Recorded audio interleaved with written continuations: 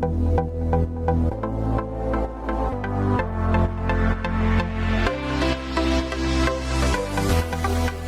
up YouTube, Saf here on Super Saf TV. So we've seen plenty of low quality leaked videos of the iPhone 7 and 7 Plus. We've also seen some cool looking renders, but here I have the iPhone 7 and 7 Plus prototypes, and this is probably the closest look that we're going to get at the iPhone 7s before release. So as you can see, we have the iPhone 7 as well as the iPhone 7 Plus, both in the rose gold color, and they do look pretty nice. Let's firstly go ahead and remove the screen protectors from the iPhone 7.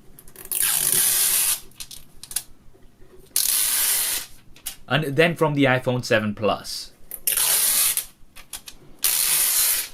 Now right away you can see that they do look quite similar to the previous iPhone models, but we have some key differences. First up, we have some redesigned antenna bands, and the look of this new design is growing on me. The bands now not as prominent as they used to be. Jumping in closer, you can see that we have the main difference, which is the cameras. On the iPhone 7 we actually have a larger camera bump than previously, and this is housing a larger sensor, so we are going to be getting better low light images coming from the iPhone 7. And quickly just testing out the case leak that we had of the iPhone 7 a few months ago, you can see that it's a perfect fit. Now initially we did think that the larger cutout was for dual cameras on the iPhone 7, but it's actually for the larger sensor. The iPhone 7 Plus on the other hand does have the dual cameras. Now these are likely to be working together to give you sharper images, better low light performance, and also possibly two different focal lengths. I personally can't wait to check these out and test them against some of the other competition. We also have a secondary mic as well as an LED flash. Now this is most likely going to be a dual tone flash.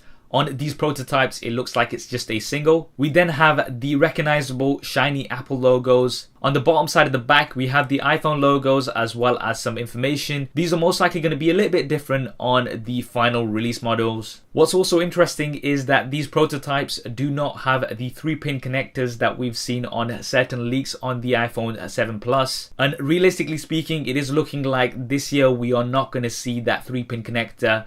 This may be something that we see next year. Flipping over onto the front, you can see that they look very similar to what we've got with the iPhone 6 and 6S. 4.7 inches for the iPhone 7 and 5.5 inches for the iPhone 7 Plus. No change here really. Resolution is likely to remain the same, and we are also likely to have 3D touch as we've had before. Up top are your earpieces as well as the 5 megapixel front facing cameras, which are also going to be slightly improved, so giving better low light performance. Now on the bottom side of the front we have the Touch ID sensors. Most recent rumors are saying that these will not be pressable buttons, so instead there's going to be haptic feedback, and it may allow for some additional options. For example, if you do hold on to these a little bit longer or push down a little bit harder like with 3D touch. Up top we don't have anything, but you can definitely notice those camera humps which are bigger than ever. I personally just wish that Apple increased the thickness of these phones a little bit so that we could have a larger battery and no camera hump, but unfortunately it doesn't look like this is going to happen this year. On the left hand side, things are pretty familiar with your volume buttons as well as the mute toggle switch. Now certain leaks were pointing towards there not being a mute switch, particularly on the iPhone 7 Plus, but I think these are going to stay. On the right hand side you have the power button and the SIM card ejector trays, and finally at the bottom you can see that we have the lightning connector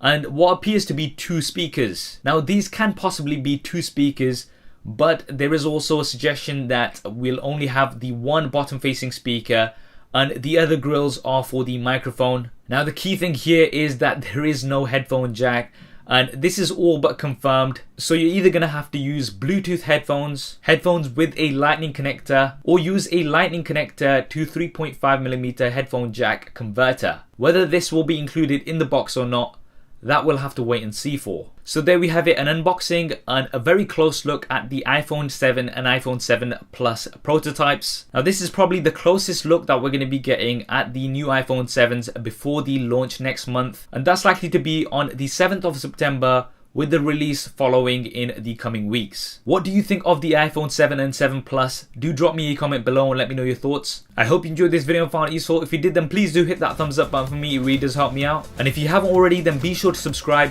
I'm going to be having lots of iPhone 7 and iPhone 7 Plus coverage as soon as they're released. Thanks for watching, this is Saf on Super Saf TV, and I'll see you next time.